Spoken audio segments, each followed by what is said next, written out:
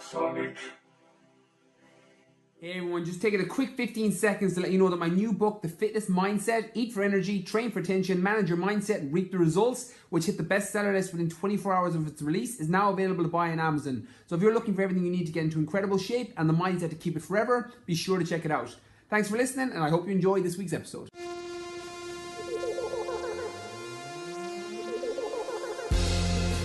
Welcome to Brian Keane Fitness Podcast, where we talk everything fitness, nutrition and mindset with your host Brian Keane.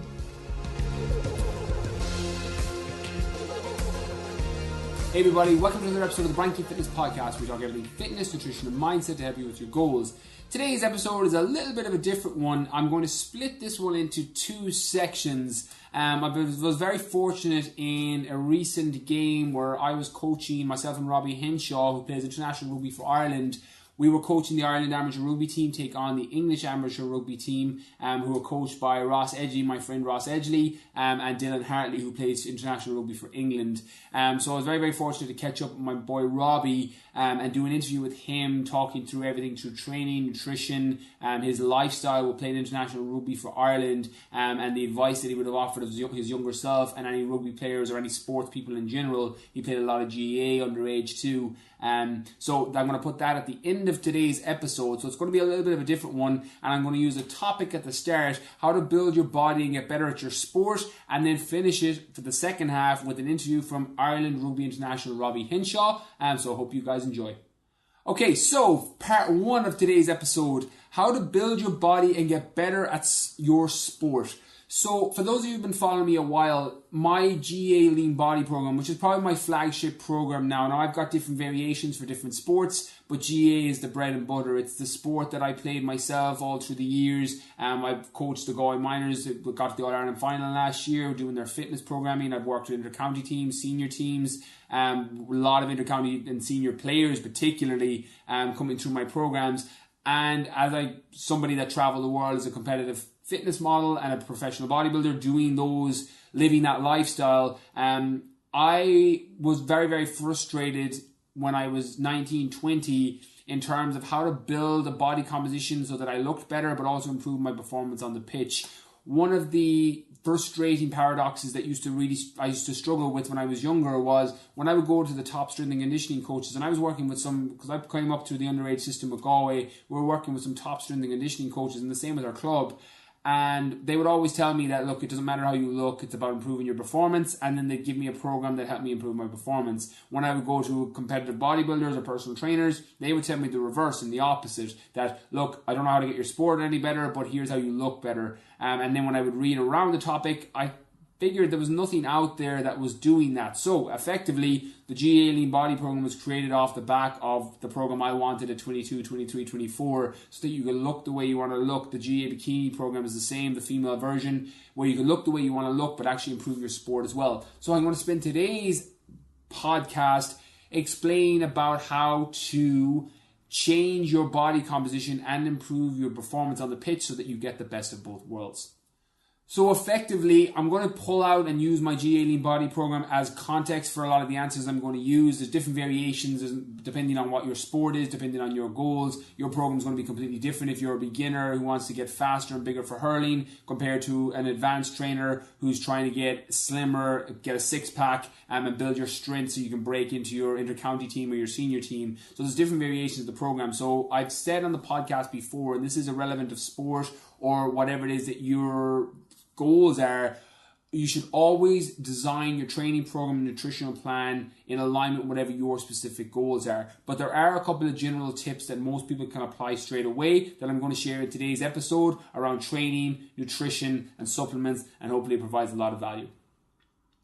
So the first thing is, training is going to be based around whatever your specific goal is. If you're trying to build muscle and get faster, you want to make sure that you're building a program around that. If you're trying to get leaner and stronger, you want to build a program around that. So if you're trying to get bigger and faster, you want to have some form of hypertrophy within your program. You want to be working within those 8 to 10 bodybuilding parameters, maybe using some slow negatives and playing with tempos so that you can tear more fibers down and then repair it back with protein and nutrition and amino acids so that you're able to build more muscle. You're also going to be focused on getting things like your glutes to activate and fire faster so that you're able to take off quicker. You can do both. You can build muscle and you can get faster. One of the biggest misconceptions that athletes have and GA players have that I work with, not so much now because a lot of you have been following me a while, you know, particularly on my Snapchat where I do my Q&As, you know that you can have the best of both worlds. You just need to design your program around it. But there was a misconception, and I had this for a long period of time, that to build muscle, you were going to get slower. So you had to either trade off your pace in order to get faster. That's not necessarily true. Now, if you build muscle through pure bodybuilding parameters and pure hypertrophy parameters where you're doing one plane of motion and you're not doing any direct glute work and you're not doing any loosening hip flexor work, you're possibly going to get a lot slower because muscle that's been built in one plane of motion is not going to be very functional on the pitch.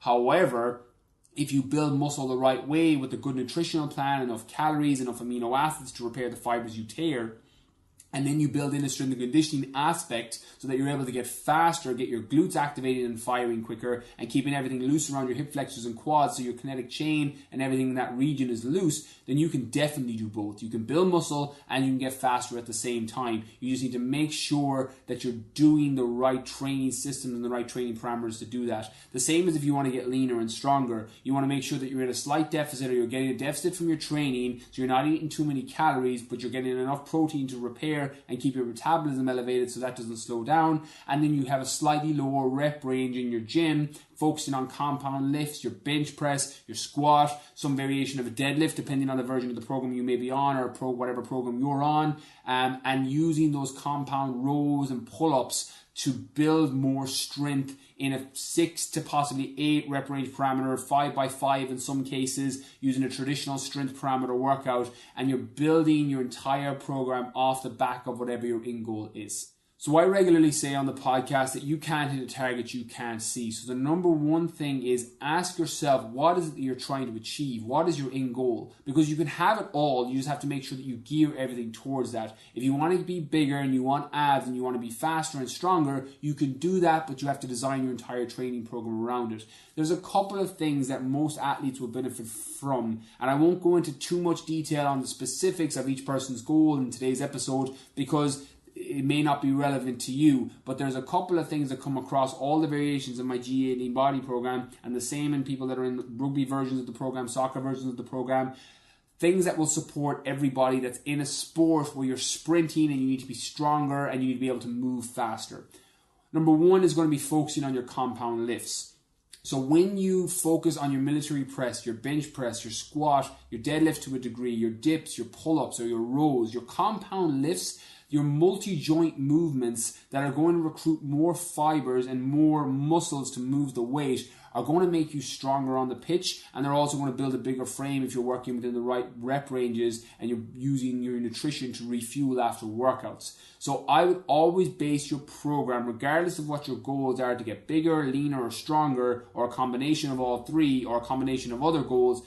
Always base your program around those compound lifts and have them at the start of your workouts when you're at your most fresh and you need to be able to move the weight, as much weight as you can, to fail at the given rep range using perfect form. So building your program around your compound lifts is always going to be number one regardless of what your goals are.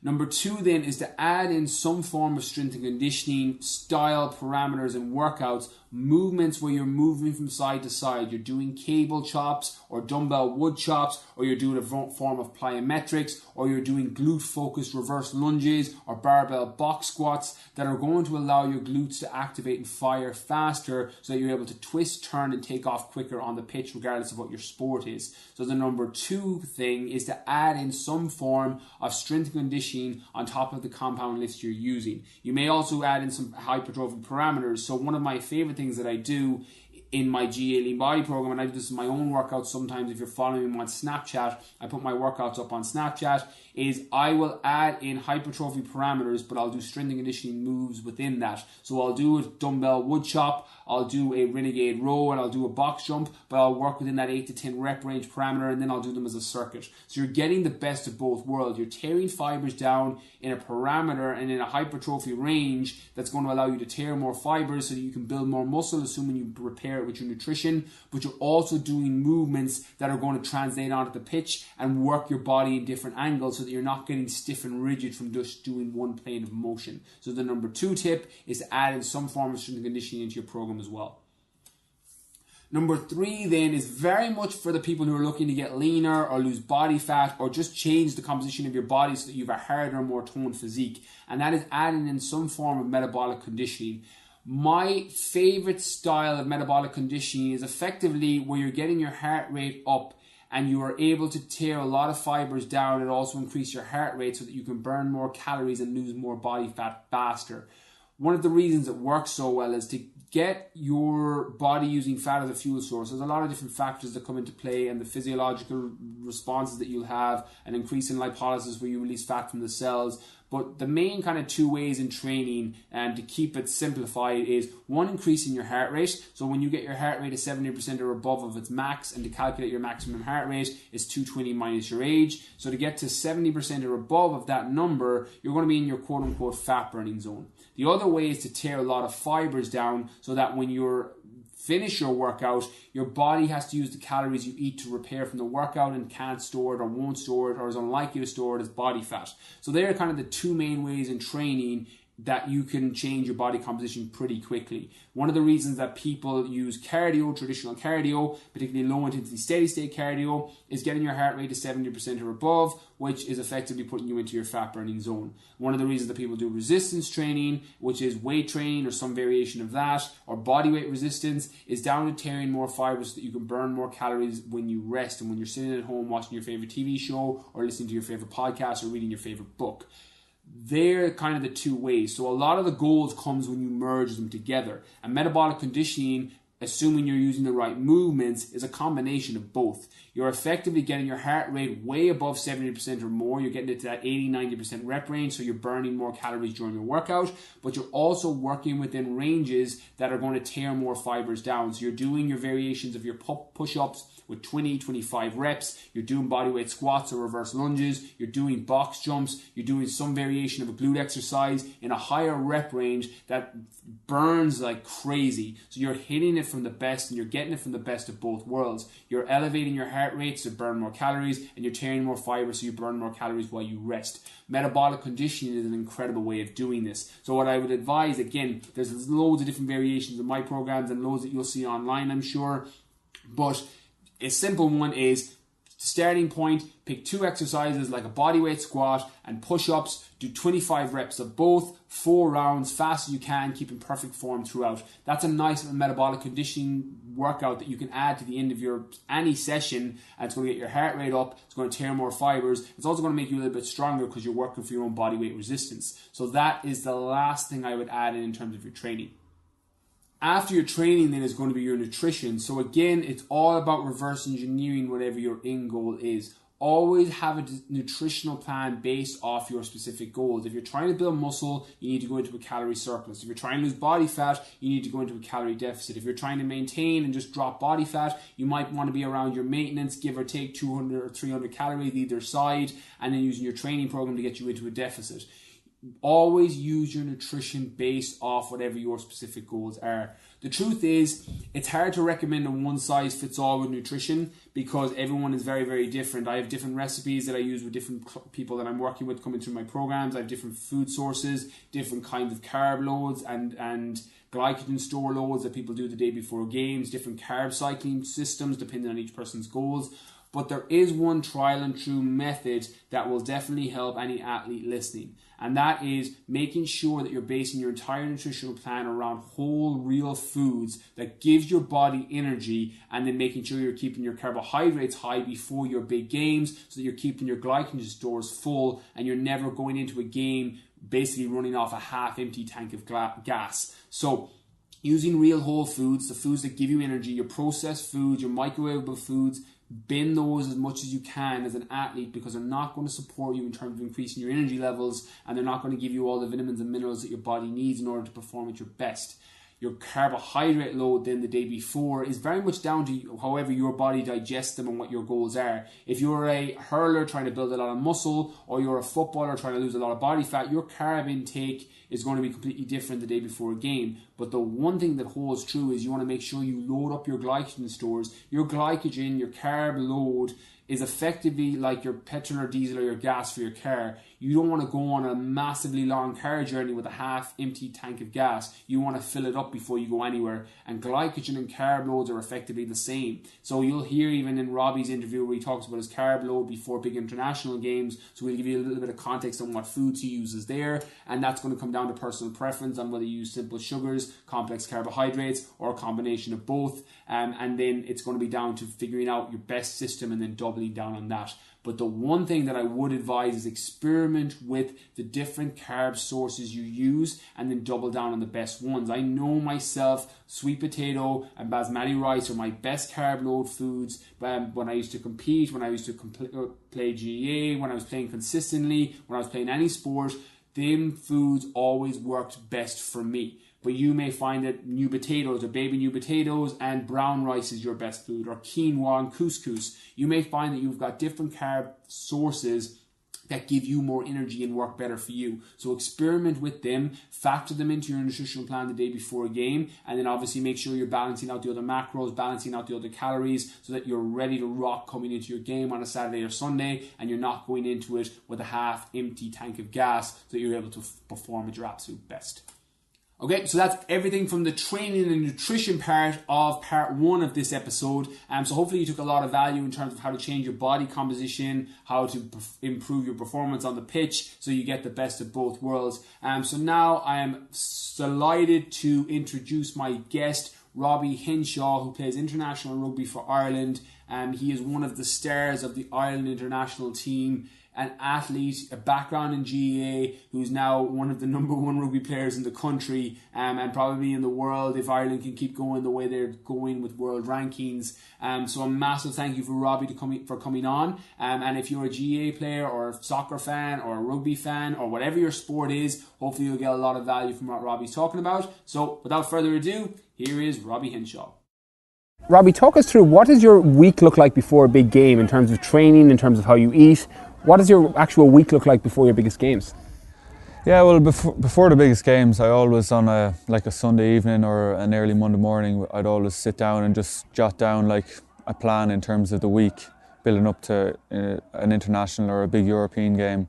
So like what I want to cover off in my training, like the extras I want to focus on, just the bits and pieces like the mental side to things. So like getting my bit of psychology done during the week with the psychology coach. And nutrition, nutrition as well. I have to look at my diet and make sure that I'm on top of that as well. And also like the rest days in terms of like taking a day off during the week of an international or that. So it's first and foremost, I'd always sit down and just plan out what my week will be structured like. So say we start training on a Monday, train Monday, Tuesday, and we have our day off on a Wednesday, come back in on Thursday. Captain's run Friday and the game Saturday, so it's a heavy enough week, and I think it's nearly more important to get your time away from training as well, because when you're training it's pretty intense and it's fully focused, fully driven for all the time. And I think when you go away from the setup, you definitely need to just get away and switch off. Yeah. And on your Wednesday of your rest day, do you do anything active recovery-wise, or is that a complete switch-off day the week before games? What do you do yourself? Generally, I'd usually go to the swimming pool and just have a dip and go into the sauna and just recover really, because the Monday, Tuesday is always the hardest part of the week, because you get all your kind of aerobic work done there and all your physical work done. So you lift heavy early in the week and you run a lot early in the week, and then it tapers off towards the end of the week. So I'd usually on a Wednesday I'd completely switch away from the rugby side of things, but I'd go and look after the body, do a stretch and get into the pool and just recover. Brilliant. Is there anything you do then in terms of your mindset, or do you do any sort of visualization, or do you just keep focused on the game? What do you do in that week leading up? Is there anything you have any routine, or is it just stay focused for the game? Yeah, it's a bit of both really. I think it comes down to the individual, but I myself, we do, well, as players we do a lot of video analysis, and we look at other teams and we look at ways we can exploit teams' weaknesses and opportunities on the pitch. So yeah, definitely visualization in terms of how you can, I don't know, execute a play against a specific play against an opposition, how you can, I don't know, put in a hit in D, or how you can read what the attack is going to do in your defence. That comes down to visualisation and looking through video analysis of the other teams. Brilliant. And what's your food look like then? Do you eat a lot of meals that week? Do you have a lot more carbohydrates? Or does it change every game? Are you constantly trying to figure it out, or do you have a set routine that you do with food that week? Well, we're very spoiled out in camp in Carton House. We have a lot of variety of foods, so all the carbohydrates and protein you want, and veg. So it's down to the individual. But yeah, I try to stay along the same kind of eat clean but eat well. You're doing a lot of training at the end of the day, so I don't really think it matters how much. Like I know people are kind of wary of how much carbs they take, but I think if you're working as hard as we work, I think we're told to get the carbs on mostly during the week. But coming up to the game, say the Friday night before a game is kind of called the carb loading phase. So that's where we eat ourselves till we pass out nearly with pasta and pancakes and stuff, just to fuel up for the next day. Because for an international, you know, you need the fuel on board, because come the 80th minute you're feeling like a lack of energy, and you need to kind of have that fuel on board. Yeah, 100%. What's your favourite carb? Is it pancakes? Pancakes, banana pancakes. I love it, that's yeah. amazing. Yeah. Okay, so what is then the day of the match? Do you have any routine in terms of what you do the day of the game, or do you literally just get up in the morning and stay focused on it, get your food in, or do you have any sort of routine? What does the game of international or European game look like for you? What does the day look like? Yeah, I generally get up early enough, like so 8:30, 9. Firstly, we get our salts and we get our water on board firstly, weigh in and get a good breakfast. And then it's a couple hours break till the next meeting. So guys would usually go back to bed or go out for a stroll. It's really it's a build up, so you don't want to kind of hype yourself too early. So we generally tend to stay away from coffee and caffeine early in the morning, because you don't want to hit a lull or a kind of a down phase kind of in the afternoon. So kind of just chilled until about 12. Say if the game time was 3 o'clock, we have our meeting and our walkthroughs around 12 o'clock, and then that's when it kind of starts to get ramped up a bit. And obviously there's always a buzz around the hotel when the supporters are there, so it kind of starts kicking on then, and that's when things get serious. Do you take caffeine before you play the games then? Yeah, I generally would. I'd have a cup of coffee beforehand and maybe a caffeine gum. Yeah, brilliant. I love it. Okay, so we'll go away from your training week, because now we know everything that you do, training, eating, which is awesome to hear. Yeah. And a couple of questions I'd like to ask you myself. If you could go back, you've done so much, Robbie, in terms of your international career, your rugby career. It's amazing to see. If you could go back to the Robbie of 18, is there any advice you'd offer him in terms of rugby tip, life tip, anything that you could go back and offer him? I'd just if whatever you're doing, I'd say just enjoy what you're doing, make the most of it, and I think if you work hard and if you're disciplined, you'll definitely see rewards at the end of the day. And I think it's kind of a lesson for everyone in terms of what you do. If you put the work in, you'll get the reward. Yeah, and there was clearly testament to it. Yeah. And then tying in with that, is there any piece of advice you've ever got, Robbie, or maybe you've read it or consumed it from somewhere, or got it from a friend or a mentor or a coach? Any piece of advice that you got that stuck with you that you think has served you up to this point? Yeah, I think thinking back to when I started, when I was 17, 18, coming into the Connacht setup, I remember my first coach, Eric Elwood, said to me, I know I was kind of like a little bit self-doubting myself because I was so young and not physically as developed as the other guys coming into the senior setup. So he said, listen, if you're good enough, you're old enough. And I remember that quote, he said it in the media, I think, as well. So that kind of stuck with me all the way up, and that kind of gave me a little bit of confidence to just to not kind of doubt myself. Yeah, I love that. On tying into that then, that's obviously going to be one of the questions I think that you'll probably offer now. If you could offer 2 or 3 pieces of tips to any young rugby players whether it be advice or something that you've done that's worked for you, what would you say to them if you were talking to any 16, 17-year-old now, or any younger or even older? What advice would you offer to them?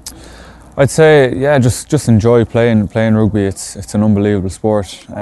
For me personally, I always played Gaelic along with rugby. I felt the two sports kind of complemented each other. So if you play Gaelic, try and play rugby as well, or vice versa. And yeah, basically at the end of the day, enjoy it. You know, you make lifelong friends from rugby, from sport in general, and you know, I still talk to the guys I played with when I was under 8. Yeah. So I don't know, just for a 16-year-old person playing rugby, I think enjoy it and work hard. And as I said, if you work hard, put the work in, and if you're disciplined, I think you'll see rewards. Yeah, walking testament to that. All right, last question, Robbie, just because I know you're a massive Netflix fan, I know you switch off completely on a Sunday and it's your detox. Top 3 Netflix series that people need to watch? I've been hearing a lot about Ozark. I've heard really good things. I'm going on to it now. Power, probably, I'm on now.